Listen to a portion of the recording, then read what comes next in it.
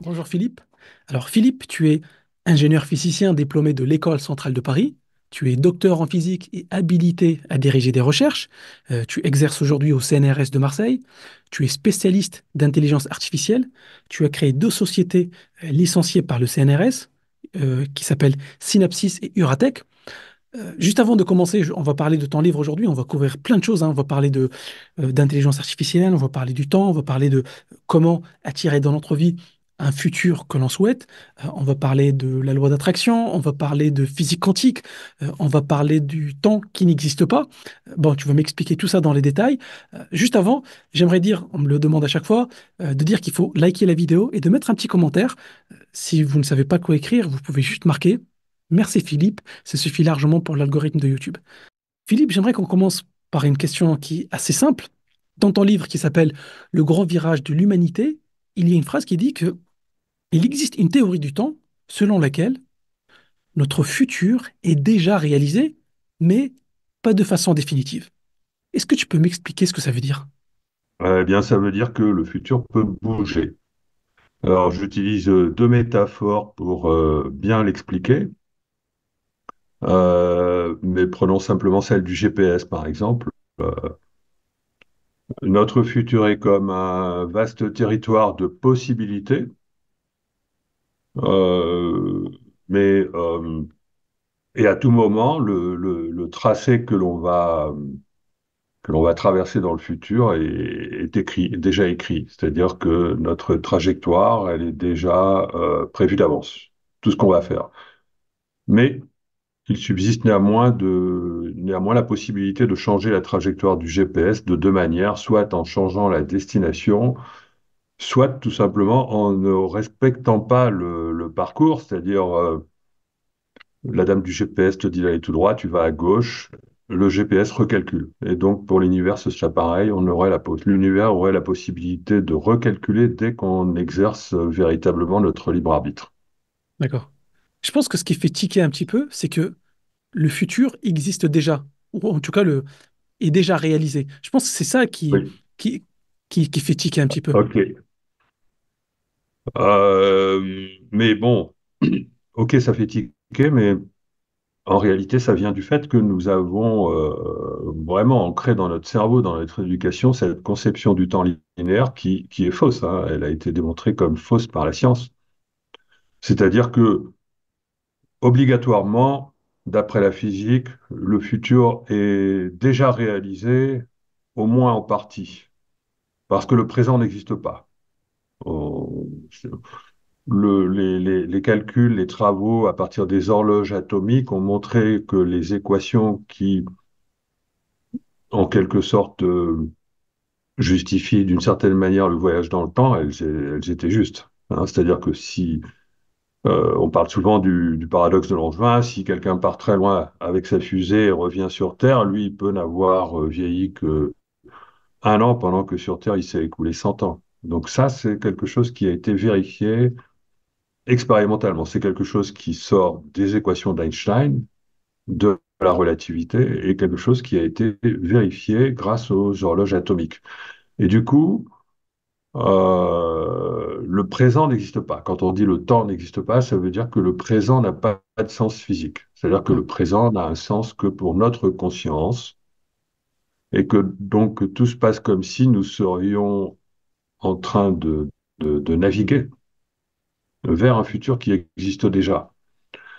Et là où les physiciens sont, alors là, tout le monde est d'accord, quasiment. Mais là où les physiciens sont pas tous d'accord entre eux, c'est la question de savoir dans quelle mesure le futur pourrait ou non changer, dans quelle mesure il pourrait ou non être complètement ou partiellement configuré. Voilà. D'accord. Et moi, la théorie que je propose, c'est une théorie qui consiste à dire que notre futur est parfaitement configuré à tout moment, hein, vraiment, mais que il peut changer, hein, comme la trajectoire d'un GPS, et par conséquent, tout se passe comme si finalement il n'était pas complètement configuré. Tout se passe comme si finalement il peut changer, donc il n'existe pas vraiment uniquement dans ce sens-là, sauf que il existe vraiment et que la conséquence que ça a, c'est qu'il peut influer sur le présent, et ça, c'est le point clé. Parce que le fait que le futur puisse influencer le présent a des conséquences très importantes, et notamment dans le domaine du développement personnel ou transpersonnel. Ma thèse est que ça explique les phénomènes de synchronicité. D'accord. Mais juste Ça avant de explique. parler de synchronicité, on aura le temps de revenir dessus. Tu disais que le présent n'existe pas. Il y a, Oui, ça veut dire quoi exactement? Parce qu'il y a certaines personnes qui vont dire il n'y a que le présent qui existe, le futur oui, n'existe pas, le passé n'existe pas. Il n'y a que le moment présent qu'on peut aussi nommer comme un temps infini. Et toi, tu dis que le oui. présent n'existe pas. Oui, le présent tel qu'on le conçoit, c'est-à-dire le passage du temps, le fait que le futur serait en train de se créer maintenant, tout ça c'est faux. Il existe un éternel présent qui englobe à la fois le passé et le futur. C'est-à-dire que le passé et le futur sont contenus dans le présent, mais dans ce cas-là, on n'appelle plus ça le présent, on appelle D'accord. ça l'éternel présent. Donc l'éternel présent, lui, il existe. D'accord? D'accord, c'est Voilà. ça que tu voulais dire. Et en fait, ce que ça veut dire exactement de façon un peu simple, je vais essayer juste pour moi, pour que je puisse comprendre, c'est qu'aujourd'hui, il y a cet éternel présent dans lequel on est conscient, on se dirige vers un futur qui existe déjà, mais on peut changer la trajectoire en prenant de nouvelles décisions, en changeant imaginons nos habitudes, etc. Mais si on change rien, si on continue à faire ce qu'on a toujours fait, se lever à la même heure, manger la même chose, aller au même travail, le futur, ce potentiel-là, il existe déjà. Oui, mais même si on essaye de résister en changeant pas mal de choses, nos habitudes, souvent on est victime d'illusions et on reste sur la trajectoire d'un futur déjà réalisé, même si on essaye de s'en sortir. D'accord. Il faut vraiment, on va dire, se connecter à son soi profond pour que notre futur change, ou que le futur change tout simplement parce que d'autres personnes changent le leur et que ça a une incidence sur le nôtre. Mais on est généralement passif, hein, devant les changements qui ont lieu dans le futur. Et si on n'est pas Ça n'est pas connecté, aussi simple, ça n'est pas aussi simple que ça. d'accord, toi tu dis que c'est pas si simple que ça si on se connecte pas à notre soi profond de changer le futur. Donc même si demain, imaginons, je me lève et que je me dis avec la force de ma volonté, je vais changer les choses, toi tu dis que il y aura beaucoup de résistance pour changer le futur potentiel ou le futur qui est déjà Oui, réalisé. je dis que tu vas pas le faire. Je vais pas le faire. Parce que tu vas pas prendre le risque de sortir d'un conditionnement qui te nourrit, hein. C'est-à-dire que, par exemple, quelqu'un a un bon travail, il va pas juste prendre le risque de démissionner et de se retrouver sans rien juste pour prouver qu'il est capable de changer son futur. D'autant plus qu'on risque de lui opposer le fait que, bah, finalement, dans son futur, il était écrit qu'il ferait cette bêtise. Ah oui, mais là, ça remet en question la question du libre arbitre. Est-ce qu'on est vraiment libre ou est-ce qu'il y a quelque chose, quelque part, qui dicte un peu nos choix? En fait, il y a les deux, hein. C'est-à-dire qu'on n'est pas réellement libre. Le libre arbitre, c'est quelque chose qui se conquiert, hein, qui se travaille. Ça implique quand même, ça implique la connexion, justement. Ça implique euh, le fait de se connecter à son soi profond. C'est-à-dire que, bon, je vais résumer rapidement les choses. Euh, on a un soi qui est une conscience plus grande que nous. C'est-à-dire qu'il faut se considérer les choses, notre vie dans le cadre où, en fait, plus général de toutes nos vies, hein. Ça implique la vie après la mort, etc. Tout ça, d'accord? Donc, bon, je ne sais pas si c'est raisonnable d'en parler maintenant. L'idée que la mort n'existe pas, c'est quelque chose qui d'une certaine manière, est issu de la physique, hein, puisque en physique, notre vie existe déjà, enfin, si on considère la théorie de l'univers bloc, hein, notre vie existe déjà avant même qu'on soit né, elle existe encore après qu'on est mort, hein. Ça ne veut pas dire qu'on est encore vivant, ça veut juste dire que si on veut trouver un sens à cette réalité, il faut introduire la notion d'incarnation. Et il faut aussi expliquer pourquoi la conscience n'est pas le cerveau. Donc là, on est en train de faire des raccourcis, hein. Bon, mais si on admet que la conscience n'est pas le cerveau, que notre vie a un sens, il faut se positionner dans un cadre où nous avons de multiples vies et que nous avons des vies simultanées dans le futur, dans le passé, que nous pouvons nous réincarner dans l'une ou dans l'autre, etc. Ce genre de choses. Et donc, nous aurions une âme qui a plusieurs vies. Et donc, voilà, ce qui compte, c'est de savoir se connecter à qui on est vraiment, c'est-à-dire de savoir se connecter à cette âme-là. Et ce n'est que lorsqu'on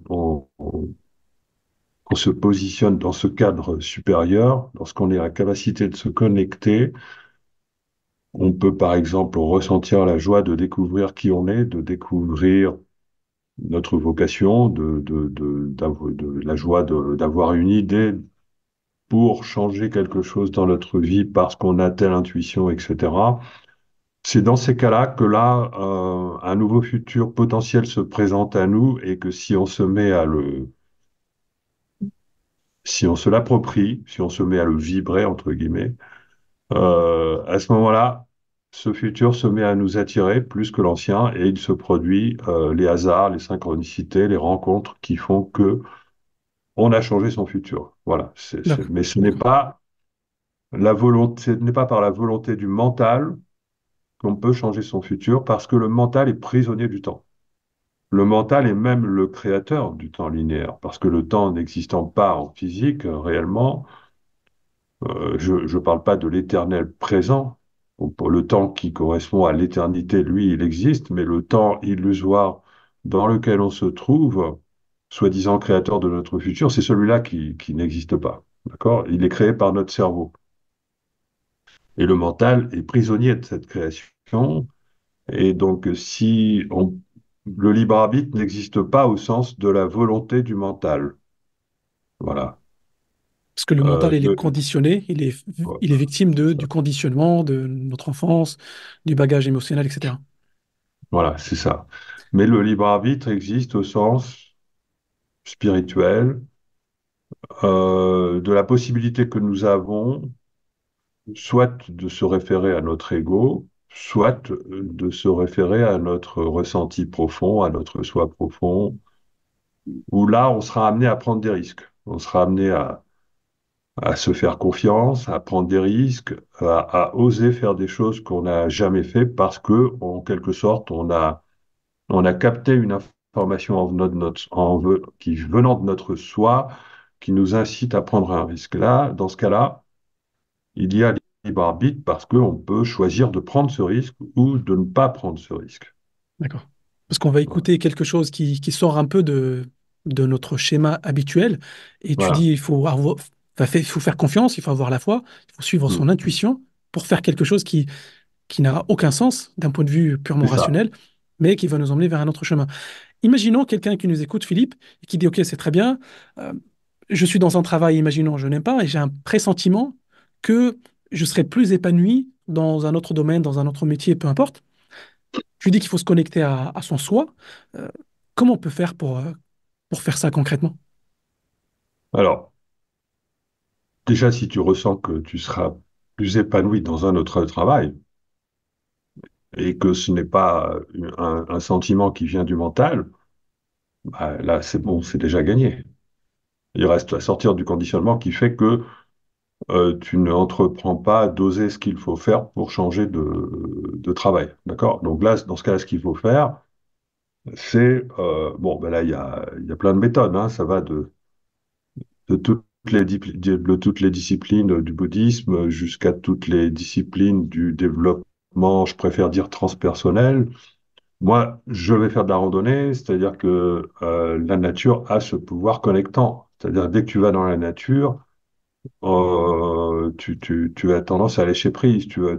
Quand tu vas dans la nature, quand tu fais de la randonnée, à un moment donné, ton corps, il est vraiment, tu te réalignes physiquement avec qui tu es. Et là, relativises toutes les raisons. Par exemple, les personnes qui pensent avoir trop de choses à faire, hein, qui sont surbookées, en fait. enfin moi, quand j'ai le sentiment, en tout cas, d'être surbooké, je sais que c'est une illusion, donc je pars dans la nature, je vais faire une grande randonnée. Quand je reviens, je fais surtout autre chose que tout ce que j'ai à faire. C'est-à-dire, je m'en rajoute. J'oublie tout ce que j'ai à faire, je me rajoute quelque chose qui me plaît. Voilà. Et petit à petit, cette illusion de choses que j'ai à faire qui me conditionne finit par disparaître. Voilà. D'accord. On va percer l'abcès directement, Philippe, si tu veux le bien. Depuis que je suis revenu en France, parce que j'habitais en Australie avant, j'ai l'impression qu'il y a une résistance des Français, je ne sais pas si une- si c'est généralisé ou pas, à cette idée de développement personnel, à tout ce qui est New Age. Et d'ailleurs, tu leur tailles un short dans ton livre au mouvement New Age. Pourtant, au fond, j'ai l'impression, après avoir lu ton livre, je me dis, mais il dit exactement la même chose. Sauf que toi, tu ajoutes une dimension scientifique. Donc, j'aimerais comprendre, qu'est-ce qui ne te plaît pas dans le domaine du développement personnel ou le domaine du New Age ou Nouvel Âge, si on veut traduire ça en français? Ben, ce qui ne me plaît pas, c'est que c'est trop simpliste et c'est fondé sur rien de scientifique, justement. Donc et puis on n'a pas la preuve de quoi que ce soit dans les, Mais quelle idée en dans les particulier? prétentions. Parce que je pense que c'est comme si on parlait des garagistes ou des plombiers de façon générale. Je pense qu'on devrait plutôt parler de choses spécifiques. Qu'est-ce que le mouvement New Age, qu'est-ce qui t'irrite dans ce qu'ils disent? Souvent, on ne fait pas la distinction entre le moi et le soi, on ne fait pas la distinction entre la volonté et l'intention, on ne fait pas la distinction, voilà, ce genre de choses. Ensuite, D'accord. on dit, il faut pas faire d'efforts. Les choses doivent venir toutes seules. Non, si, bien sûr qu'il faut faire des efforts. On dit, il faut, enfin bon, il y a tout un tas de choses pour lesquelles moi je suis pas absolument pas d'accord, parce que D'accord. donc sinon on tombe dans quelque chose dans un comportement très naïf lorsqu'on suit les préceptes du New Age. Le film Le Secret a fait beaucoup de dégâts, hein. Le film Le Secret qui explique qu'il suffit de visualiser qu'on va gagner beaucoup d'argent, par exemple, et paf, on va gagner beaucoup d'argent. Bon, ben, ça se saurait, comme on dit, si c'était vrai. Il y a plein de choses comme ça qui sont extrêmement naïves, qui ont défiguré les prétentions du New Age parce que ça va pas chercher assez profond. Là, la seule chose où je suis d'accord, c'est que effectivement, nous sommes créateurs de notre réalité. Nos pensées, et nos émotions, nos pensées portées par la vibration de nos émotions sont créatrices de notre réalité. Bon, là, on est d'accord, mais c'est pas aussi simple que ça. C'est pas aussi simple que le mouvement New Age le présente. D'accord. C'est le fait Et de puis trop moi, d'abord, simplifier certaines choses. c'est simplifié au point que c'est une déformation qui va à l'inverse souvent de la réalité. D'accord. Parce que de mon point de vue, en tout cas les auteurs que j'ai lus, parce que pour moi le secret c'est un outil marketing, c'est pas vraiment un livre pédagogique, mais les auteurs que moi j'ai lus dans le mouvement New Age, ils disent exactement la même chose que toi. Ils disent que il faut visualiser, il faut se connecter à son soi, il faut méditer, il faut être connecté avec quelque chose de plus grand que soi, mais il faut aussi participer. Donc je pense que là-dessus on est d'accord. C'est juste qu'il y a certaines personnes peut-être qui ont, on va dire, entaché le mouvement New Age avec des idées, comme tu dis, trop simplistes ou des idées qui sont un peu farfelues. On voit très bien sur les réseaux toutes les dérives qui sont issues de ces préceptes du New Age. On le voit, on le perçoit, c'est casse-pied, c'est dérangeant. On n'arrivera jamais à, à faire en sorte que la science étudie ça, étudie cela si on ne met pas le holà à toutes ces dérives, hein. D'accord. Donc, l'idée qu'il faut pas faire d'efforts, l'idée qu'il faut pas douter, etc., moi, je ne suis pas du tout d'accord avec ça. Concernant le doute, par exemple, on oublie de dire qu'il y a deux sortes de doutes. Il y a le doute du mental et il y a le doute émotionnel. Le doute émotionnel, il n'a pas de repère, donc il va engendrer la peur, il va être contre-productif. Donc c'est pour ça que le mouvement New Age dit qu'il ne faut pas douter, mais faudrait pas oublier de préciser que le doute en provenance du mental, finalement c'est quand même un lien avec la raison, hein. Celui-là, il est fondamental. Je dirais même que plus on doute mentalement, et plus on va provoquer des synchronicités. Parce que le mental résiste, mais le fait que le mental résiste, c'est très bien. C'est ça qui fait que des synchronicités ont lieu. C'est parce que le mental résiste. À condition que l'esprit soit ouvert. C'est-à-dire que si la personne est connectée et qu'elle a un mental qui résiste, elle va provoquer des synchronicités plus souvent qu'une personne connectée, mais qui est intuitive. Une personne connectée qui est intuitive, dont le mental est pas fort, ne va pas provoquer de synchronicité puisqu'elle va recevoir l'information par l'intermédiaire de l'intuition. Alors qu'une personne qui est connectée, qui peut avoir de l'intuition, dont le mental résiste, va plus facilement provoquer des synchronicités. Donc pourquoi? Parce qu'elle doute. Donc voilà, j'apporte ici une nuance qui vient dire l'inverse de ce qui est dit généralement. C'est pareil pour l'effort. On dit il faut pas faire d'effort. Surtout pas lorsqu'on veut faire quelque chose, lorsqu'on veut réaliser quelque chose, il suffit de le visualiser. Et puis, il n'y a pas besoin de faire d'efforts, ça va arriver tout seul. Enfin, bon, je simplifie moi-même, là, exagérément. Ben non, voilà, parce que sortir du conditionnement est la condition sine qua non. Or, sortir du conditionnement, ça demande beaucoup d'efforts. Sortir du conditionnement, ça demande de lâcher plein de choses, hein. Ça demande de lâcher l'idée qu'on a de soi-même, ça demande de lâcher prise, ça demande Enfin, bon, moi, je vais dans la nature, je fais de grosses randonnées. Lorsque je sens que j'ai trop de conditionnement, j'ai trop de choses à faire, j'ai trop de devoirs qui m'attendent, etc. Je lâche tout, je vais dans la nature, je reviens, tout va bien. J'arrête d'être, je ne suis plus indispensable, etc. Voilà. Et donc, j'ai fait un effort. Et là, je favorise les synchronicités quand je reviens. D'ailleurs, j'ai même pas besoin de synchronicité puisque le simple fait de m'être déconditionné ramène naturellement l'intuition. Voilà, donc l'effort, il est nécessaire pour sortir du conditionnement. Le doute, il est nécessaire pour rester dans le mental. Si on sort trop du mental, après on va voir des signes partout. Voilà, si on ne doute pas suffisamment, bon, enfin voilà tout ça On peut quoi. se tromper des synchronicités. Et justement, comment toi tu définis une synchronicité et comment on peut faire la différence entre une synchronicité et une fausse synchronicité? Je sais pas comment on dit l'inverse. Quelque chose en fait qui n'est pas une synchronicité. Et ainsi, oui. Bah, une synchronicité. Donc, bon, elle est définie par Jung comme étant l'occurrence de deux événements qui sont très improbables, qui, au lieu d'être reliés par la causalité, sont reliés par le sens, c'est-à-dire que ça parle à la personne qui la vit. Bon, moi, je la définis d'une manière peut-être bon, plus claire en disant que c'est effectivement un événement qui se passe, mais qui est très improbable, qui n'a pas d'explication par la causalité et qui possède un sens pour celui qui vit cet événement. Parce que cet événement, c'est pas forcément l'occurrence de deux choses indépendantes, ça c'est un peu abstrait. Mais dès qu'il arrive quelque chose de très improbable et que ça possède un sens pour celui qui vit et que ce sens, il est ressenti émotionnellement et pas mentalement, là on a affaire à une synchronicité. Donc les deux conditions, c'est la forte improbabilité et le sens transporté par l'émotion. Voilà, ça c'est les deux conditions pour qu'on puisse valider une synchronicité. Donc ça veut dire que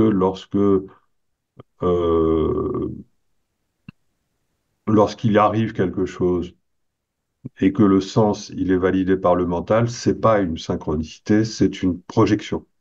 Ou lorsqu'il arrive quelque chose qui est validé par l'émotion, mais que ce n'est pas extrêmement rare, c'est pas une synchronicité, c'est une projection. D'accord. C'est-à-dire que pour se garantir de pas se leurrer face à un événement potentiellement synchronistique, il est très important qu'il y ait une forte improbabilité et que on soit touché émotionnellement par ce qui arrive. Donc le mental, il n'a pas eu le temps de s'immiscer dans l'affaire. Il vient après. Et le mental, par contre, il est très utile parce que on peut être touché par ce qui arrive, ressentir qu'il y a un sens, que ça nous parle et ne comprendre que c'est une synchronicité qui nous guide que 24 heures après. Je fais des ateliers synchronicité et je m'en suis aperçu.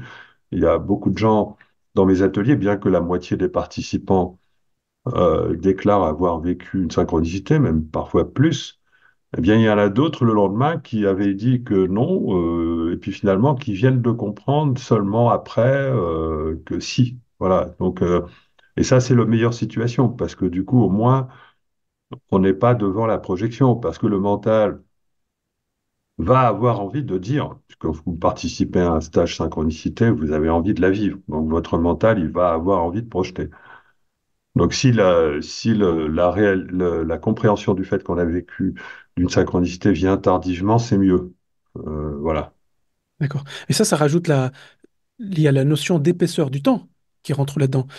Enfin, je te laisse l'expliquer de mon point de vue comment je le vois. C'est quand on est conscient, c'est quand on ouvre notre champ de perception, on est conscient de certaines choses. Mais si on n'a pas cette notion d'épaisseur du temps, c'est-à-dire que si on n'est pas présent, si on n'est pas éveillé, peut-être qu'on passe à côté de ces synchronicités-là. Oui. Alors, la notion d'épaisseur du temps, ça vient du fait que, comme le temps n'est pas ce qu'on pense et que le futur est déjà réalisé, la conscience qu'on a du présent n'est pas quelque chose qui est ponctuel, mais c'est quelque chose qui s'étale sur une certaine durée, qui est de l'ordre de la seconde. Hein. C'est d'ailleurs pour ça qu'il y a une avance.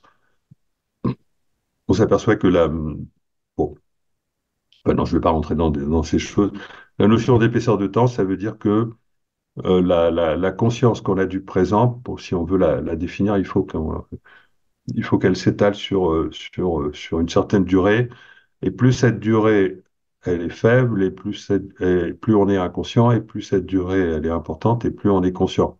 Par exemple, si vous avez traversé une ville en voiture, que vous avez l'habitude de traverser parce que vous allez au boulot, tout simplement, moi, ça m'est arrivé plusieurs fois d'être effrayé à l'arrivée, à mon travail, de ne pas m'être souvenu par où j'étais passé. Parce qu'en fait, j'ai tellement l'habitude de traverser cette ville que je l'ai fait en mode automatique, quoi, en mode hypnotique. Et là, bon, donc je n'ai pas vécu cette traversée de la ville parce que mon épaisseur de temps s'était tellement réduite que je n'ai pas eu conscience de ce que j'ai fait. Et il y a plein de choses comme ça. Par contre, si je suis éveillé, si je suis dans un état méditatif, en train de percevoir tout ce qui arrive, là, j'augmente mon épaisseur de temps. Et donc, l'épaisseur de temps, c'est lié à l'attention. L'attention, avec deux T. D'accord. Et d'ailleurs, l'attention et l'intention, hein, c'est marrant, ces deux choses, ça marche ensemble. C'est-à-dire que si on n'est pas éveillé, suffisamment éveillé, si on ne fait pas attention, on ne va pas pouvoir être réceptif aux événements qui nous parlent, aux synchronicités éventuelles. Maintenant, il peut y avoir autre chose que des synchronicités qui font que on, on reçoit de l'information. Hein. L'intuition, c'est ça. On peut avoir ce qu'on appelle le passage d'un kairos, c'est-à-dire une petite chose sans importance qui vous réveille, qui vous éveille. C'est-à-dire, tiens, vous remarquez quelque chose, une anomalie dans le réel. C'est pas une synchronicité, mais c'est quelque chose qui est intermédiaire entre l'intuition et la synchronicité. Parce que la synchronicité, elle vous touche, vous êtes un peu désarmé d'un coup par ce qui arrive. Waouh, elle n'est pas en train de vous dire que vous devez aller à droite ou vous devez aller à gauche, elle est en train de vous dire que, ah, waouh, prise de conscience, et donc il va y avoir un changement dans votre vie, parce que ça va apporter une vraie guidance. L'intuition, elle vous apporte la guidance également, mais là, directement, sans passer par l'environnement. Le passage du Kairos, c'est un peu les deux à la fois. Il se passe quelque chose dans l'environnement, mais c'est insignifiant. Et par contre, paf, ça vous donne une idée que vous ne devriez peut-être pas faire ce que vous êtes en train de faire, mais autre chose. Voilà. Et donc, par exemple, vous êtes dans une foule. Enfin, moi, j'aime bien utiliser, vous êtes dans une foule. Le passage de Kairos, c'est un petit papillon qui passe et détourne votre regard. Hop, vous détectez une personne que vous n'auriez pas détectée sans le passage de ce papillon. Là, il n'y a pas de synchronicité, mais par contre, parce qu'il n'y a pas d'émotion, par contre, il y a, hop, quelque chose, une information à destination du mental qui vient vous apporter une opportunité de changement. Là, vous Mhm. décidez est-ce que vous la rencontrez ou pas, cette personne. Donc, il y a toutes ces, il y a donc entre l'intuition d'un côté qui a besoin d'être décodée quand même, mais qui s'adresse au mental, qui arrive quand même par le biais de l'émotion, mais qui va quand même directement dans le mental, et qui peut être fausse si le mental se trompe dans l'ordre du décodage. Donc, c'est la destination du mental. Et puis, la synchronicité qui passe par l'émotionnel, mais que le mental va pouvoir intégrer parce que en comprenant qu'il se passe quelque chose dans la réalité qui est improbable et que là, il y a une information, eh bien, il y a toute une gradation d'événements qui sont ramenés par le hasard, par hasard, et qui transportent une guidance et qui est le résultat de l'influence d'un futur que vous avez investi émotionnellement et ayant investi émotionnellement à un nouveau futur, ce nouveau futur cherche à se brancher dans votre réalité de ces différentes manières-là. C'est le futur qui cherche à se brancher à notre réalité. C'est le futur qui dit qu'il nous tire vers lui. Oui, enfin, c'est le futur où c'est l'intention de votre soi profond. C'est-à-dire que, alors peut-être que c'est le moment d'expliquer ma théorie de l'univers cyclique ou ma théorie des cycles. C'est-à-dire que le fait de dire que le futur est déjà réalisé, d'une part, et de rajouter la notion de cycle d'autre part. C'est-à-dire qu'on est toujours en train de fonctionner de la même manière, d'une manière générale, hein. On va toujours rencontrer le même type de personnes, on va toujours avoir le même type de problème.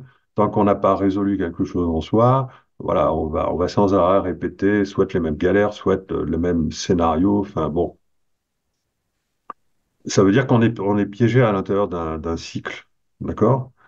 Et si on se met à l'écoute de son soi et qu'on capte une information qui fait qu'on pourrait avoir un comportement différent à condition de vibrer cette nouvelle information, hein, de ressentir qu'on on n'est pas sortir de l'idée qu'on a de nous-mêmes, hein, parce on est souvent piégé par l'idée qu'on a de nous-mêmes, par notre ego, par nos conditionnements aussi mentaux et émotionnels. Enfin, il y a trois conditionnements, le mental, l'émotionnel et l'ego.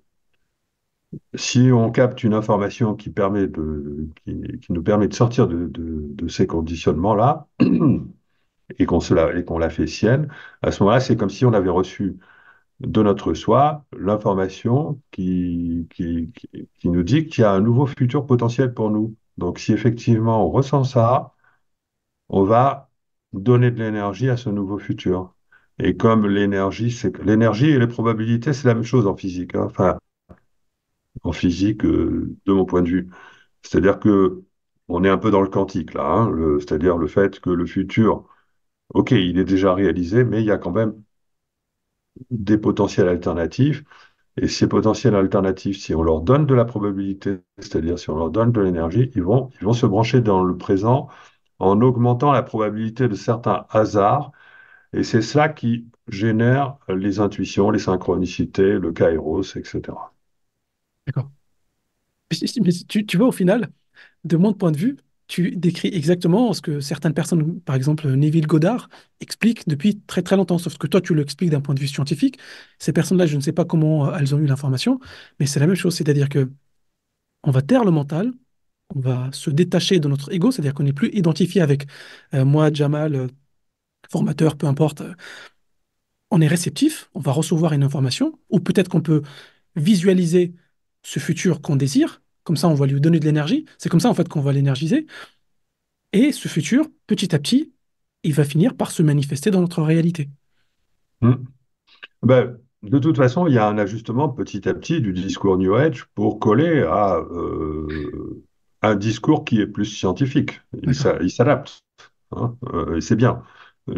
Comme je l'ai dit tout à l'heure, tout n'est pas faux dans le mouvement New Age. Mais s'il n'y avait pas une théorie, une référence scientifique qui permet finalement d'expliquer pourquoi la conscience peut agir sur la réalité, moi c'est ce que je fais, hein, Ouais, ouais, ben, ça pourrait dériver n'importe où, puisque d'où ça sort toutes ces informations. Il n'y a pas que...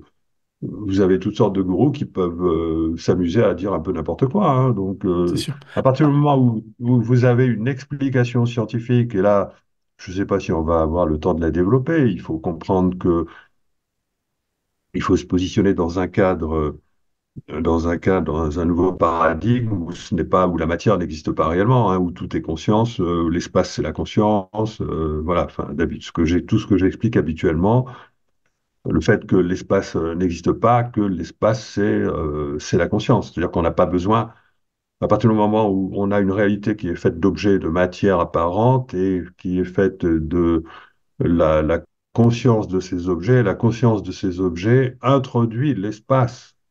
Il n'y a pas besoin de rajouter un espace physique réel. Hein. Nous sommes dans une création collective et tout est collectivement créé par la conscience. Hein. L'ensemble de toutes les consciences qui composent une réalité fabriquent l'espace de cette réalité. Voilà. Donc, faut déjà comprendre ça. Hein. Une fois qu'on a compris ça, du coup, on peut faire appel à la notion de vibration du vide. Qu'est-ce que c'est que ce vide? Ben, c'est la conscience. Donc à ce moment-là, on commence à comprendre comment il serait possible d'agir sur notre réalité par la conscience. Là, je viens de faire un résumé extrêmement bref. Voilà, je dis juste que voilà, il faut écouter un peu mes conférences où je développe tout ça.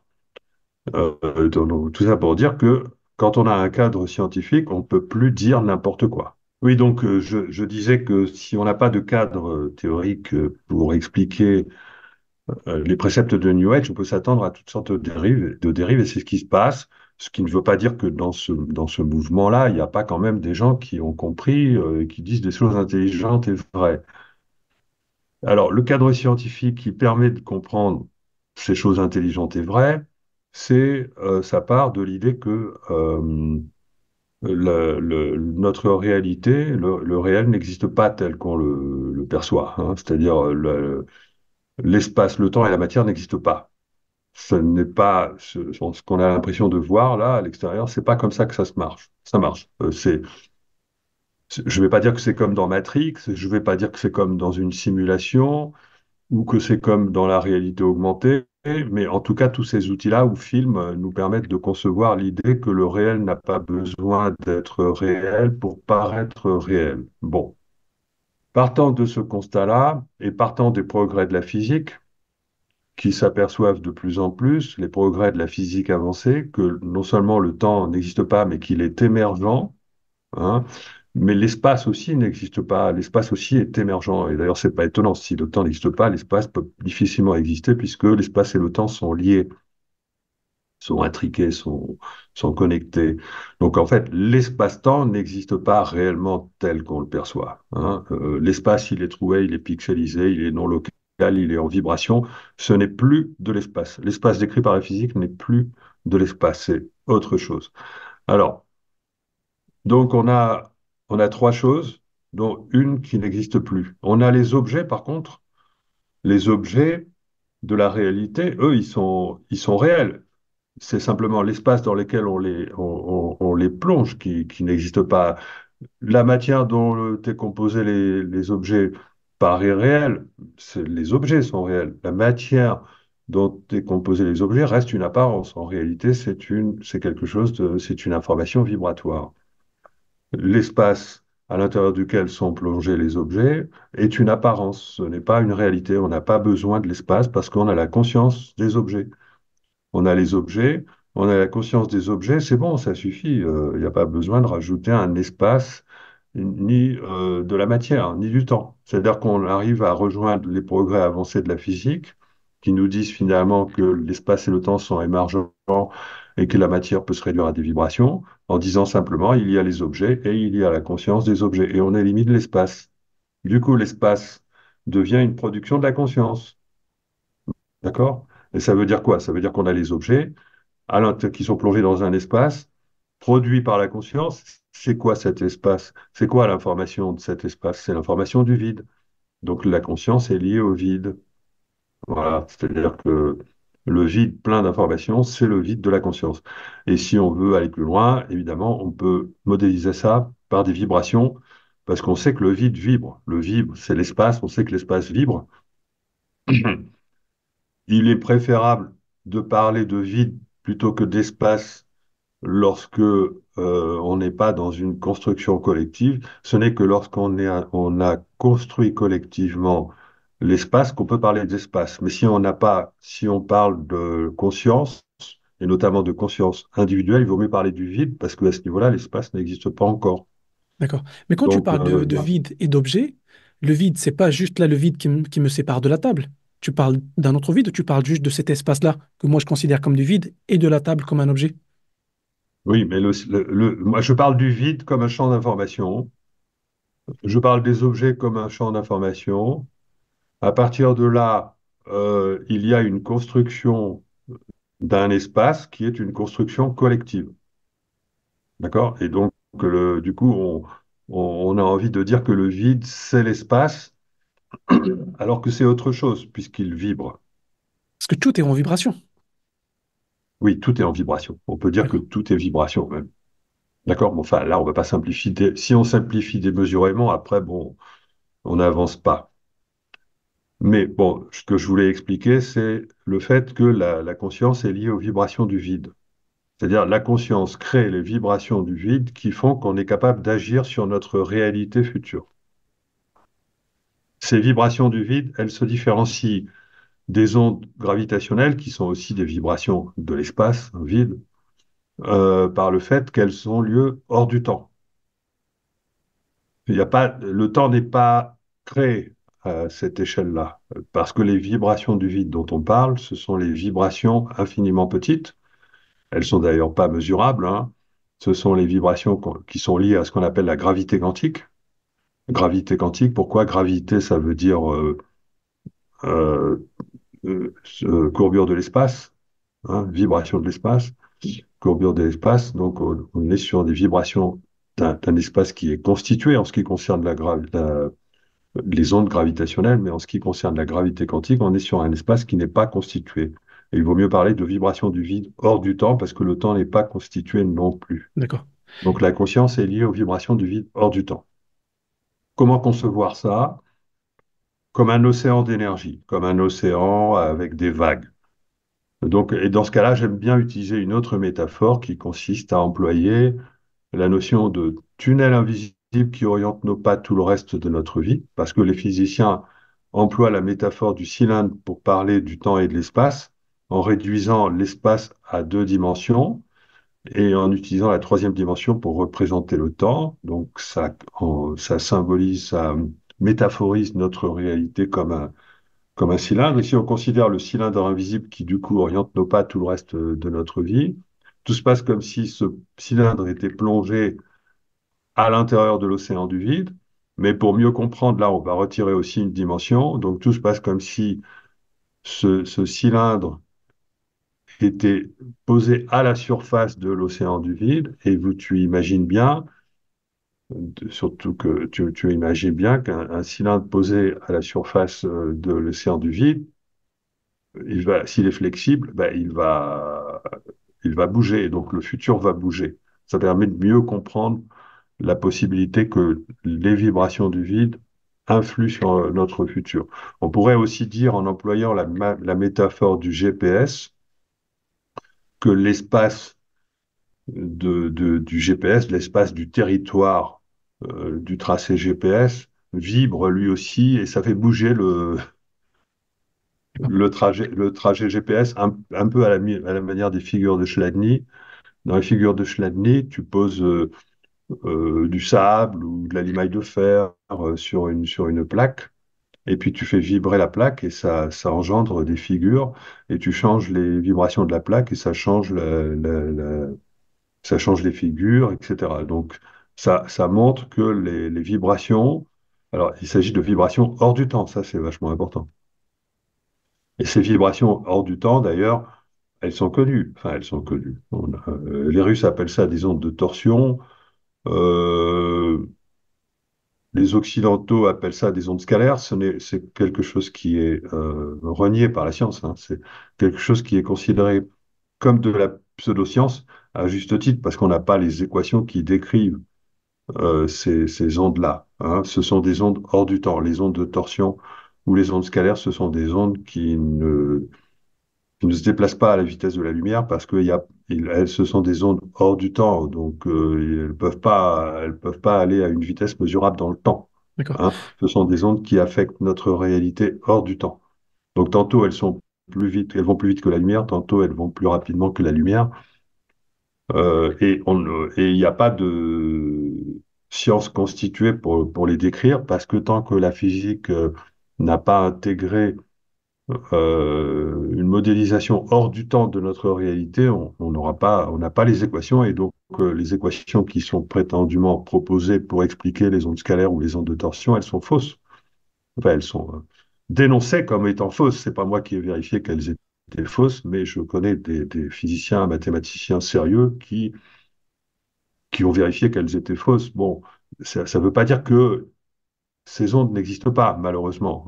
Voilà, c'est juste que on est dans la frange d'incertitude où il y a des raisons tout à fait rationnelles qui prônent l'existence de ces ondes-là, mais la science n'a pas trouvé les équations correspondantes. Et donc, tout ça, ça correspond à quoi? Qu'on parle d'ondes scalaires, d'ondes de vibrations hors du temps ou d'ondes de torsion, ce sont les ondes de la pensée. Voilà. Ce sont les ondes de la pensée portées par la vibration de nos émotions. L'émotion agit comme une porteuse Et est-ce et qu'on est la capable de pensée, mesurer ce genre de choses aujourd'hui? Parce que quand on parle de fréquences non, vibratoires, ça aussi c'est quelque chose qui revient souvent dans le mouvement New Age. Il faut vibrer à des fréquences plus élevées. Mais est-ce que c'est quelque chose qu'on sait mesurer aujourd'hui? On parle de quelle non. vibration? Qu'est-ce qui vibre exactement? Ben, le vide, le rien. D'accord. Ce sont des vibrations de rien. Il n'y a pas de réalité constituée à ce niveau-là. C'est-à-dire qu'on est sur l'idée qu'au commencement était le verbe, c'est-à-dire au commencement était la vibration. Hein, voilà, c'est la vibration de rien. Il n'y a pas besoin que ça soit réel, parce que si on veut, on se trompe en voulant absolument que quelque chose vibre. Ça voudrait dire que ce quelque chose existe avant le néant. Non, c'est le néant créateur. On peut pas. Si on parle de vibration et qu'il existe un milieu qui vibre, on va être obligé de décrire ce milieu et de considérer l'existence de ce milieu avant la toute première vibration. Donc, ce qui pose un problème. Maintenant, cela dit, il existe bel et bien ce milieu. Au départ, il y a des vibrations, et pour les décrire, on utilise un milieu parce que dès qu'apparaissent des lois, dès qu'apparaissent une structure, des mathématiques qui peuvent de décrire ces vibrations, apparaît un milieu. Il est abstrait, mais il est là. On appelle ça l'éther. C'est le vide, c'est l'éther. Voilà. Et D'accord. l'éther a des propriétés potentiellement décrites mathématiquement, mais qui ne font pas l'objet de science, parce qu'il y a bel et bien des gens qui prétendent décrire les propriétés de l'éther, mais ce n'est pas admis par la science. Mais on a des raisons de penser que ça le sera un jour. C'est-à-dire, il faut attendre les progrès de la science. Ouais, il faut que Moi, la je science n'attends rattrape pas son les retard. progrès. Voilà, comme je sais que nos pensées agissent sur la réalité, que le phénomène de synchronicité est réel, je sais qu'il faut introduire un modèle explicatif. Et ce modèle explicatif, j'ai compris qu'il fallait que ça passe par des vibrations hors du temps et qu'il faudra un jour que des scientifiques arrivent à trouver la description mathématique correspondante. C'est d'ailleurs l'objet de mon dernier livre, La physique du futur lumineux, que je mets en scène une histoire où un jeune physicien qui a 50 ans de moins que moi finit par trouver ces équations et il finit et j'explique comment est-ce qu'il fait pour trouver ces équations.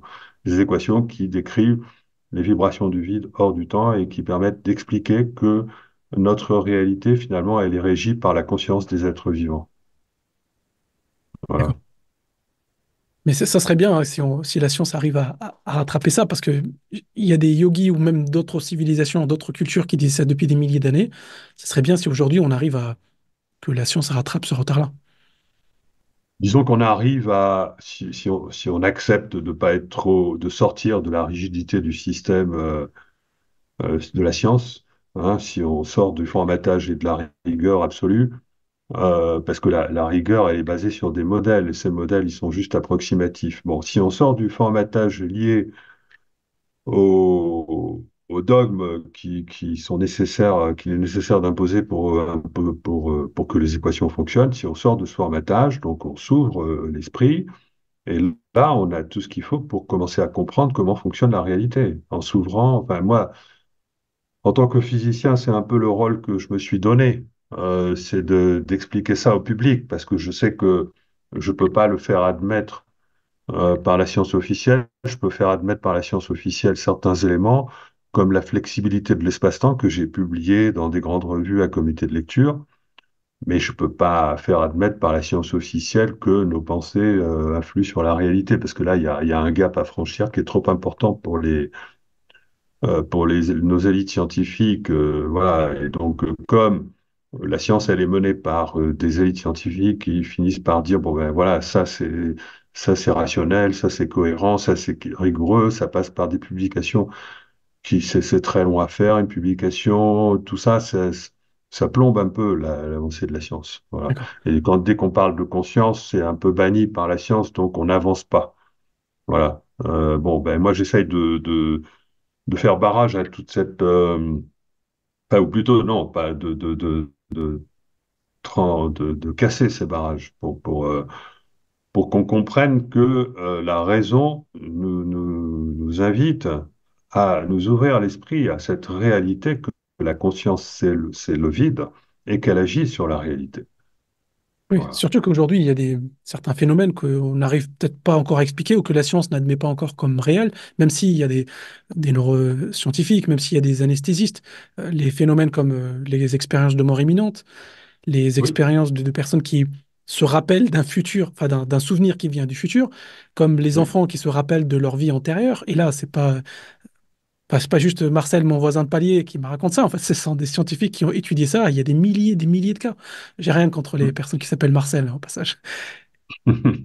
Et d'ailleurs, comment on explique? Je sais que tu as coécrit aussi un livre sur les ovnis, sur ces expériences-là.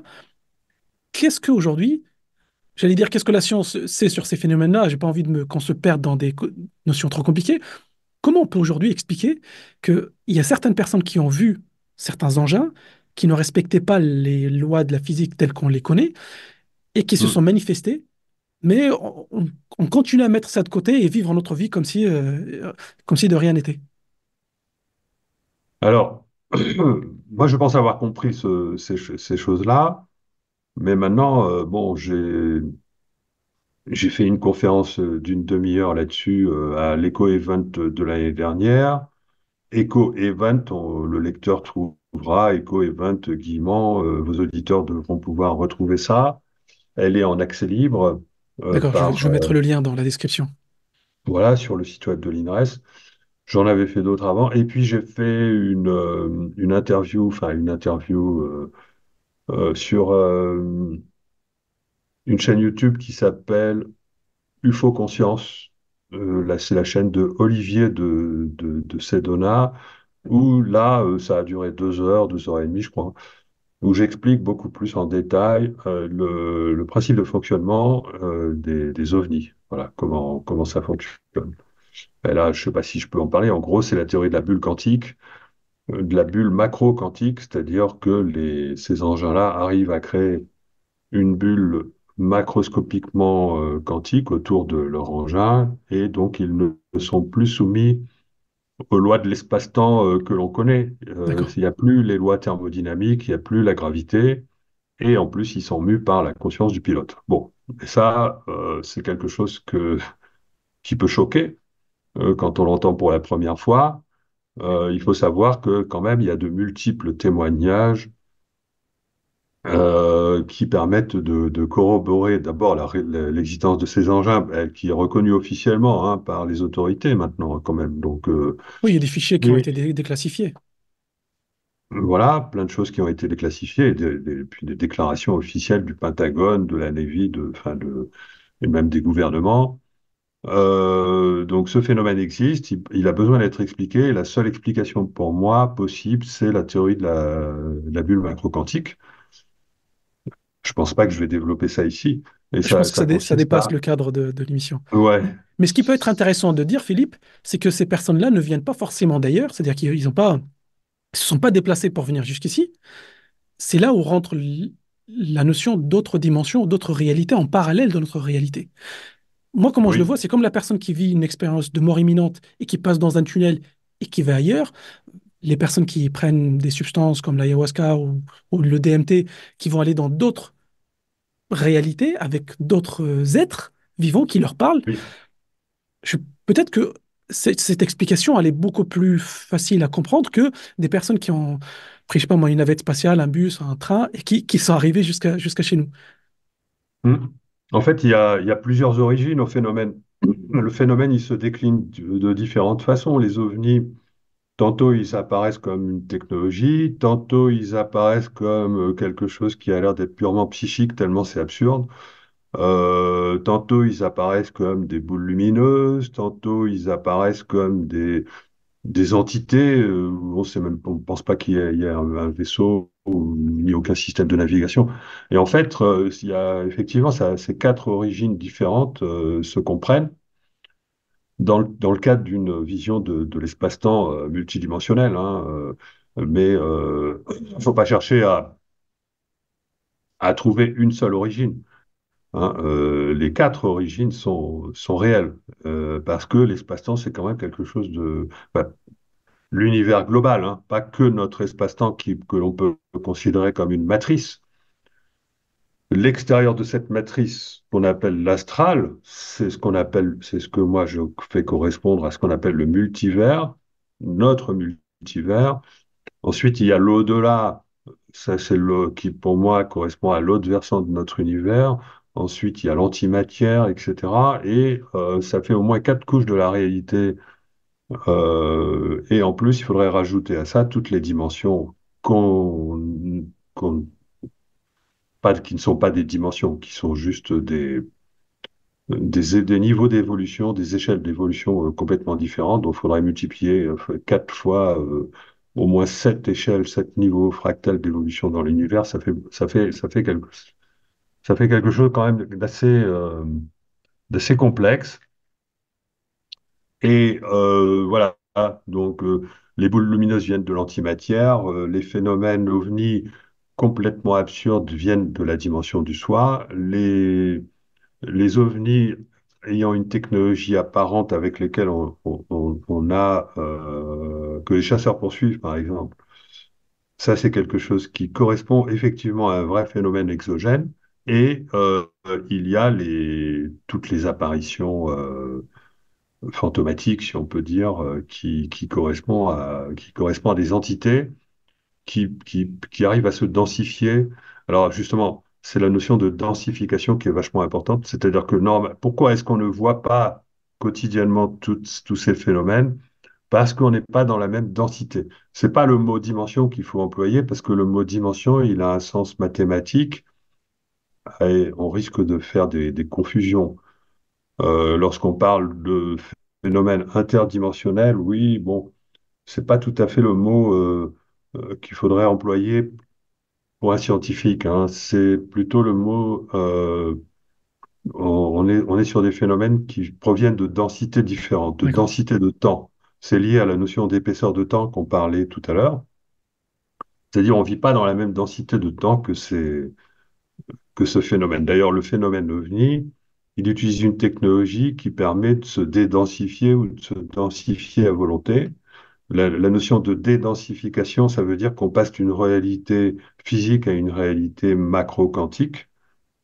Voilà, plus la densité de temps est faible, plus non, non, non, oui, enfin bon, Mais est-ce et qu'aujourd'hui on est plus capable, l'épaisseur de temps, est-ce qu'on est sur plus la bonne l'épaisseur voie de temps. pour reconstruire d'objet, ce genre d'engin? Est-ce qu'aujourd'hui la Est-ce qu'on est sur technologie, la bonne voie? oui, Aujourd'hui, aujourd'hui, il n'y a pas de recherche officielle qui permet de comprendre ou d'essayer de fabriquer ces choses-là. Hein. d'accord. Dans le non officiel, dans les déclarations d'un certain David Grush aux États-Unis, des groupes secrets posséderaient déjà ce genre de technologie, mais ça, on sait Ouais, pas ce que ça vaut comme information. ça marche. Seul l'avenir nous le dira. J'aimerais qu'on revienne à quelque chose d'un peu plus pas vraiment concret pour les personnes qui nous écoutent. Parce que dans ton livre, tu parles souvent d'intelligence émotionnelle. Et ça, Hmm. c'est quelque chose, c'est vrai qu'on a un peu abandonné en Occident. Est-ce que tu peux me dire ce que comment toi tu vois, comment tu définis l'intelligence émotionnelle? Alors, ben, nous avons deux cerveaux, le cerveau gauche, le cerveau droit. La science ne reconnaît pas les fonctionnalités du cerveau droit. Elle ne reconnaît que les fonctionnalités du cerveau gauche. La science n'a pas compris les fonctionnalités du cerveau droit. Le cerveau gauche, c'est tout ce qui est lié à la... Enfin, alors, ça ne veut pas dire qu'il est à gauche, à droite, hein, tout ça, c'est plus compliqué. Mais il y a effectivement ces deux fonctionnalités. D'une part, cerveau analytique, d'autre part, cerveau plutôt synthétique. Ces deux fonctionnalités dédiées à l'analyse ou à la synthèse existent. D'accord? Celle qui est comprise, c'est le cerveau analytique. Le cerveau analytique, il provient du fait que que le cerveau, nous avons des réseaux de neurones, aussi bien à D'accord. droite qu'à gauche d'ailleurs, hein.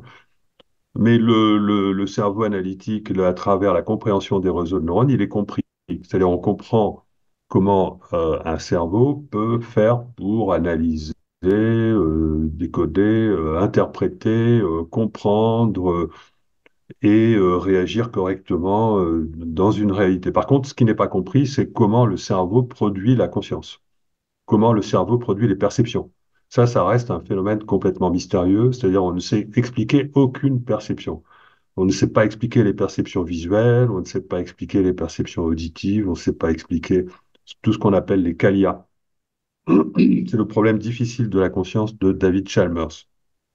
Les théories de la conscience les plus connues, comme la théorie de l'espace de travail global ou la théorie de l'information intégrée, font certaines avancées, mais ne permettent pas de comprendre la conscience, le phénomène de perception, hein.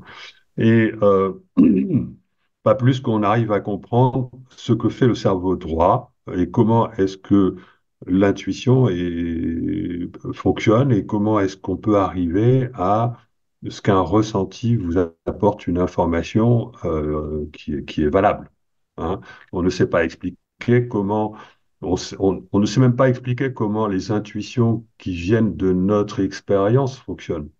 On se doute que quand on a acquis une expérience, une longue expérience, on peut avoir une intuition qui va être juste parce que ça vient de notre expérience, sauf qu'on ne sait pas vraiment expliquer comment ça fonctionne parce que c'est un fonctionnement vibratoire. Hmm.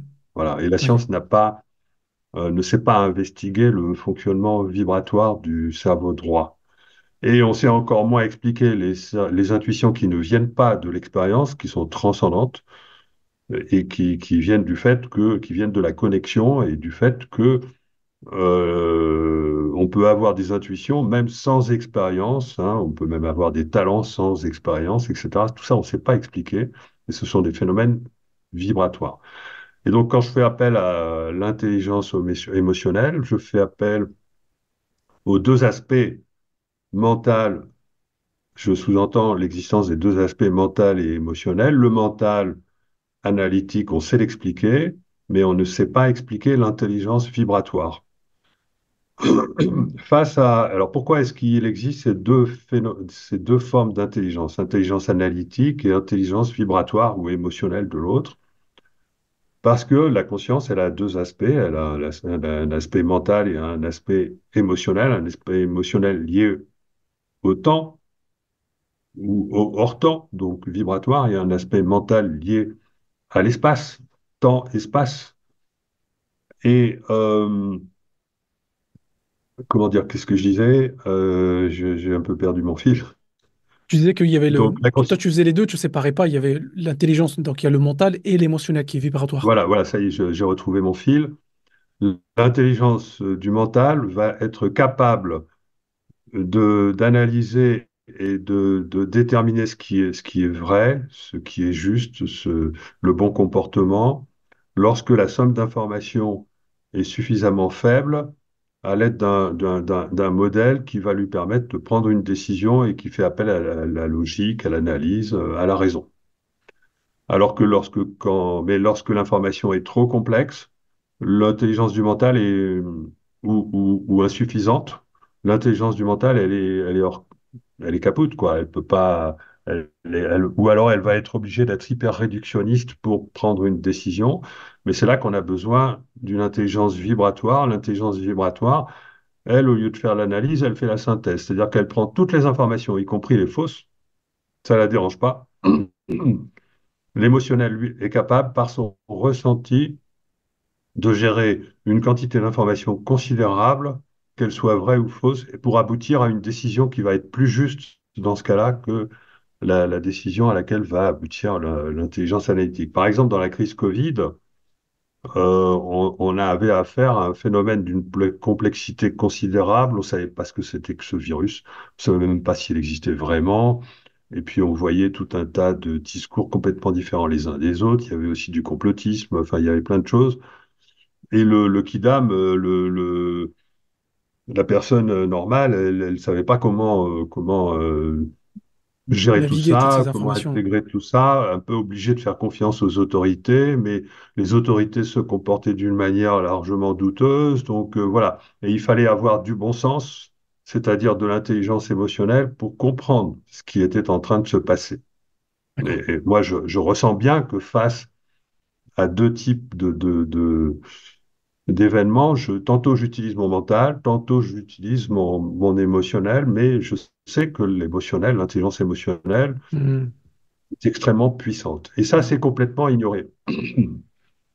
C'est complètement ignoré de la science et ça aboutit à la dérive transhumaniste qu'on connaît, qui est très dangereuse. Mais bon, ça va, aujourd'hui, je pense on a échappé belle, mais on ne va pas aller vers le transhumanisme parce qu'il y a de plus en plus de compréhension, hein, on s'éveille petit à petit à cette nature, à cette importance de l'intelligence émotionnelle. Donc, il y a plus de soucis, même s'il y a encore des guerres et tout ça. Bon, enfin, bon, tout ça, ça va bien finir par se résoudre. Et donc l'intelligence émotionnelle sera bientôt reconnue ou vibratoire comme étant absolument complémentaire de l'intelligence analytique. L'intelligence analytique est à la base de ce qu'on appelle l'intelligence artificielle. Mais l'intelligence artificielle est très limitée. Elle n'est pas intelligente à partir du moment où elle n'intègre pas le potentiel le plus intelligent du cerveau qui est vibratoire, hein. Donc, alors on va dire que l'intelligence du mental, l'intelligence artificielle, c'est basé sur la logique et l'analyse, et que l'intelligence émotionnelle ou vibratoire, c'est basé sur la subtilité et l'intuition. Mhm. Et l'intuition transcendante. La subtilité, c'est quand on rentre dans des considérations qui commencent à dépasser le cadre dont le mental a besoin. Et donc la subtilité, c'est la capacité de sortir du cadre tout en restant quand même un peu dans le mental, mais là, ça intègre l'émotionnel, parce que seul l'émotionnel est capable de nous aider à sortir du cadre. Et l'intuition, il y a deux formes d'intuition. C'est l'intuition qui provient de l'expérience, où là, la personne fait la synthèse de son expérience, mais c'est une synthèse vibratoire. Et il y a l'intuition transcendante, où là, ça fait appel à une connexion à plus grand que nous-mêmes. Là, on est relié hors espace-temps. Et donc, évidemment, ça donne un potentiel considérable, hein. Donc voilà, l'intelligence émotionnelle, on va découvrir ça bientôt en science. C'est une intelligence qui rend vraiment intelligent. Alors que l'intelligence analytique, toute seule, elle rend con. Si on, Parce qu'elle est si on fait limitée. fonctionner l'intelligence analytique en oubliant complètement l'autre partie, on devient bête. D'accord. On devient comme des gens comme Laurent Alexandre ou Harari, qui sont les chantres du transhumanisme, d'accord? Et on comprend pas, et on finit par déshumaniser, tout déshumaniser, et on comprend pas la nature de l'humain. Alors que si on fait appel à l'autre type d'intelligence, ben là, on retrouve l'équilibre. Et là, tout va bien. Et inversement, si on fait appel que à l'intelligence émotionnelle, ben là, on sombre dans le discours des gourous, dans différents types de religions, enfin voilà, il faut pas être en Ouais, déséquilibre. c'est les deux en même temps. C'est les deux en même temps. Voilà. D'accord. Non, mais c'est ça que je trouve intéressant dans ton approche, c'est que tu dis pas il y en a une qui est meilleure que l'autre, c'est qu'il faut Non. utiliser les deux. Et je pense que la question qui risque de plus intéresser les personnes qui nous écoutent ou les personnes qui nous regardent, c'est, on a dit que le futur est déjà réalisé, notre futur est déjà réalisé. Imaginons si j'ai envie d'aller vers un futur, enfin, ce futur-là, il va m'attirer. Est-ce qu'on peut accélérer cette attirance? Est-ce qu'on peut accélérer? C'est-à-dire que j'ai une idée, imaginons, j'ai une J'aime pas le intuition, mot. j'aimerais bien, je sais pas, j'ai reçu une intuition, synchronicité, kéros, etc. Que voilà, c'est ça l'avenir que j'aimerais avoir. Est-ce qu'on pourrait accélérer ce chemin? Ben, ça, c'est par l'action, hein. C'est-à-dire que si on a correctement reçu l'information concernant notre nouveau futur et qu'on la vibre, ce qui s'appelle avoir la foi, il faut savoir que c'est la foi, hein. Je n'ai pas dit ça, mais bon, c'est la foi qui est créatrice. Qu'est-ce que c'est que la foi? La foi, c'est avoir confiance dans un nouveau futur qui nous attend et être capable de le ressentir ça en permanence. Du coup, ça donne une puissance considérable à ce futur-là et il est obligé de se brancher, hein. C'est la foi dans un nouveau futur qui crée véritablement ce nouveau futur. Donc, il n'y a pas besoin de l'accélérer. D'accord, Ou si on veut l'accélérer, il faut passer à l'action et là, c'est de l'ordre du mental. C'est-à-dire que, bon, OK, on a compris qu'on allait faire, qu'on allait devenir quelqu'un qui allait faire ça. On ne sait pas comment on va faire. Bon, ben là, si on veut accélérer, ben, il faut chercher comment faire. Et on va trouver automatiquement sur notre route les moyens de le réaliser. Donc l'accélérateur, c'est le mental, c'est l'action. C'est le fait de, bon, OK, parce que si on reste dans son lit, à attendre il va rien se passer, le nouveau futur va jamais se brancher. d'accord. Donc l'accélérateur, c'est l'action. Dommage, Philippe, parce que C'est, c'était c'est marqué aussi dans un livre. c'est aussi la prise de risque. D'accord, Bon, mais l'action et la prise de risque, c'est pareil. C'est-à-dire que si on n'ose pas, on va jamais y arriver. Donc, faut oser, faut prendre des risques. À partir du moment où on a la foi, on peut se permettre de prendre des risques, puisque la foi garantit que ça va fonctionner. C'est ce que c'est le truc fondamental. C'est l'information la plus importante à tout un chacun pour se réaliser de la meilleure façon. C'est comprendre que la foi est créatrice et que la foi permet de prendre des risques. Elle permet, à partir du moment où la foi est authentique, qu'on a compris qui on était, qu'est-ce qu'on était venu faire sur cette planète, et qu'on le ressent bien, ben, c'est gagné, quoi. d'accord. Faut Mais il faire faut confiance, agir. faut Et avoir pour la ça, il faut foi, oser. lâcher prise. Faut oser. Faut oser faire des choses qui sortent Moi, j'ai fait ça toute ma vie, hein. Ouais. Mon Mais succès est dû au fait que c'est là où on crée mon succès. on crée de la magie dans notre vie, Oui, pardon, parce que ça, il y a un décalage. ça. C'est comme ça qu'on crée de la magie dans notre vie. C'est que quand on a la foi, on fait confiance et on exerce, enfin, on fait de lâcher prise. Voilà. La foi permet justement de rester dans un état où le lâcher-prise sera fonctionnel, puisque c'est la foi qui va nous guider et non pas le mental qui va nous dire, ah, mais ça, c'est pas raisonnable. Ah non, ça, c'est impossible, tu peux pas le faire, c'est écrit que ça ne fonctionne pas de cette manière-là. Enfin, moi, je me suis retrouvé confronté à ça. Au début, mon début de carrière, j'avais du mal à avoir confiance. Après, quand même, comme j'ai beaucoup osé, bah, finalement, petit à petit, j'ai cru en moi et j'ai continué d'avoir la foi et ça fait des miracles, hein. Ah oui. Non, mais c'est comme ça qu'on crée une vie magique. Et, et c'est super important. Et merci d'avoir insisté là-dessus, parce que je trouve qu'on n'insiste pas beaucoup sur ces notions-là. On insiste beaucoup Mm. parfois sur...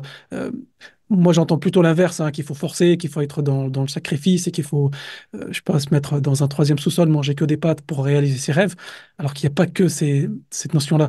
Euh, Philippe, encore une fois, je suis désolé parce que les conditions de l'enregistrement n'étaient pas idéales. Je te propose de refaire un autre épisode dans un futur proche, même si le temps n'existe pas. Mais est-ce que tu voudrais nous laisser avec un mot? Est-ce qu'il y a quelque chose d'intéressant que tu trouves intéressant qu'on n'a pas abordé? Ou est-ce qu'il y a juste quelque chose qui te tient à cœur que tu voudrais communiquer? Bah, mon dernier message, c'est qu'il convient d'être optimiste face à la situation géopolitique actuelle qui nous fait peur depuis des années, hein, depuis les années 2020, le virus, les mesures sanitaires, la vaccination obligatoire, aujourd'hui les guerres et tout ça, c'est quelque chose qui correspond à un effondrement, à un changement géopolitique profond. Bon, l'effondrement, c'est essentiellement l'effondrement financier qui essaye d'être, qui est géré de cette manière-là. Euh, par nos élites occidentales, ce qui est une erreur. De toute façon, il va bien falloir que les pouvoirs changent à la surface de la planète. Et c'est un bien parce que, de toute manière, l'Occident a été prisonnier d'un paradigme et ça va nous obliger à en sortir. On était prisonnier d'un paradigme matérialiste qui voulait d'ailleurs nous conduire vers la grande réinitialisation, vers le transhumanisme ensuite, qui voulait nous identifier numériquement comme si on était tous du bétail. Ben on n'y va plus et donc il convient d'être optimiste sur la suite des événements, même si on pourrait apparemment avoir des raisons d'avoir peur parce que toutes les institutions mondialistes, ben, on les arrête pas comme ça, hein. L'OMS, l'ONU et toutes les institutions, même celles qui n'en ont pas l'air, sont des institutions qui sont phagocytées par les pouvoirs qui sont à l'origine de cette volonté de mondialiste qui n'est pas bonne parce qu'elle est fondée sur une idéologie qui est fausse.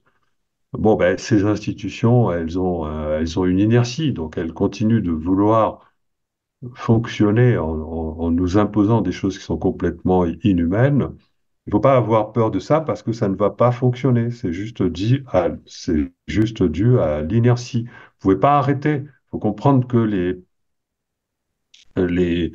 les élites politiques vont être à l'avenir confrontées à la nécessité de devoir rendre des comptes à la société et parce qu'ils ont réalisé des choses qui sont très graves. Ils ont pris des décisions qui étaient très graves et ils savent qu'ils vont devoir rendre des comptes et ce qui les arrange, eux, aujourd'hui, c'est le chaos pour éviter que la situation s'apaise et qu'ils aient à rendre des comptes. C'est-à-dire qu'on a tous les pouvoirs financiers et décisionnels occidentaux qui ont pris de mauvaises décisions qui étaient très graves pour accomplir un plan qui est connu, qui n'est pas du complot, parce que tout ça, ça a été parfaitement annoncé, hein, la grande Ouais, c'était écrit et réinitialisation, documenté. Enfin, voilà, ils avancent à des documenté, visage découvert. documenté, et donc ils ont voulu faire ça avec des moyens qui n'étaient pas, qui étaient totalement enfin, je, je, je cherche à rester un peu neutre dans cette affaire. J'ai tort, mais enfin bon, à des moyens effroyables, et donc ils vont être confrontés à la nécessité de rendre des comptes et la nécessité d'être punis pour leurs actions. Et ça va prendre énormément de temps parce que effectivement, bah, ces pouvoirs ont les moyens de résister, hein. Ouais. Donc, Mais le, il faut voir là l'origine du chaos que l'on vit à l'heure actuelle. Mais donc, il faut être capable de prendre du recul par rapport à ça et pour comprendre on va franchir cet abîme et aller vers un nouveau futur qui va être, je pense, bien meilleur bien que sûr, l'ancien, quoi, parce qu'on est dans un véritable changement de paradigme là et que ce qui nous attend, et pour moi, c'est merveilleux ce qui nous attend, hein. Donc, voilà. bien sûr. Donc, je voulais rassurer vos auditeurs par rapport à ça. Ouais. Mais ton livre, je l'ai trouvé, c'est un livre qui est optimiste. Parfois, tu décris certaines réalités enfin, c'est des choses qui se sont passées, ce sont des faits qui sont pas une réalité pas très heureuse, mais l'avenir est radieux. En fait, les choses changent. Et ce n'est pas parce qu'on entend. C'est pour ça que moi, je regarde plus la télé, je n'écoute pas la radio, je regarde pas ce qui se passe euh, dans les médias. Apparemment, ils disent des choses négatives, mais moi, dans mon monde, il se passe plein de choses Voilà, c'est merveilleuses. ça. Et le changement, il s'opère au niveau individuel, c'est-à-dire tu changes, je change, mon voisin change, et petit à petit, en fait, par effet de, je sais pas comment on appelle ça, le ripple effect, par effet de petites vagues, bah, qu'on finit par opérer un changement au niveau de la société. Exactement. En plus, ceci s'explique. Comment on peut, à part des actions qui ont l'air insignifiantes à petite échelle, changer considérablement la société à grande échelle. Ça s'explique. C'est normal. C'est, c'est du fait que la réalité ne se crée pas dans le temps, mais hors du temps, et que toutes les actions symboliques ont un impact beaucoup plus important que ce qu'on pourrait croire. Mais Hmm. là, ce serait long de l'expliquer Ouais, de l'expliquer. scientifiquement. Oui, il y a un proverbe anglais qui dit qu'il n'y a aucune goutte qui croit, je vais le charcuter, mais aucune goutte ne croit être l'inondation. Mais Voilà. pourtant, c'est les petites gouttes, c'est la somme de toutes les gouttes hein, qui finit par faire une inondation ou quelque Voilà. chose de merveilleux. Il faut le ressentir. Effectivement, il faut éteindre sa télévision, faut se déconnecter de ce monde où on essaye de nous vendre de la peur et se retrouver avec des personnes avec qui on s'entend bien et construire ce nouveau monde. Et moi, c'est ce que je fais déjà depuis, et je Exactement. suis très heureux. Ouais, ouais. Et ça fonctionne. Moi, je reste très optimiste. Moi, quand j'entends parfois certaines personnes dans mon entourage qui regardent la télé et qui me disent que tout va mal, moi, je dis peut-être dans ton univers, dans ton monde. Mais enfin, ça dépend sur quoi on se concentre. Et d'ailleurs, c'est pour ça que tu le dis dans ton livre. C'est ce sur quoi on se concentre qu'on va attirer dans notre vie. Exactement. Philippe, merci beaucoup. On va refaire une autre session, mais avec de meilleures conditions d'enregistrement. Encore une fois, je suis désolé pour ces petits hicks techniques. Et ça sera avec plaisir. Donc, encore une fois, merci d'avoir pris le temps de répondre à mes questions de débutant. Et j'espère à bientôt. À bientôt. Merci à toi.